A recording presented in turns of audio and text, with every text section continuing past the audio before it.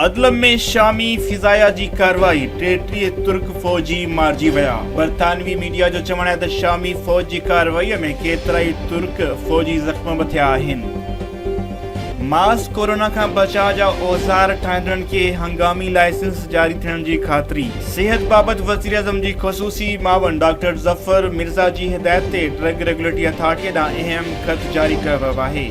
सियासी जोड़ो शादी जे बंधड़नि में ॿधिजी वियो। PPMA खालिद लुंड ऐं अॻूणी सलाहकार नादिया कबूल जी शादी जे बंधड़नि में ॿधिजी विया। फरियाल टालपुर हालाणी में पहुची अॻूणे सूबाई वज़ीर सैयद मंज़ूर शाह जी घरवारी जी वफ़ात ते ताज़ियत। ड्रिब मेहर शाह जी बुनियादी सिहत मर्कज़ गुज़िरियल 1 महीने खां डॉक्टर मुक़ररु न थी सघियो। ड्रिब मेहर शाह ऐं आस पास जे इलाक़नि मां दवा जे लाइ ईंदड़ मरीज़ सख़्त परेशान। PSL जे नाए मैच में कोयटा ग्लेडिएटर्स हथां इस्लामाबाद यूनाइटेड खे 5 विकेटनि तां शिकस्त।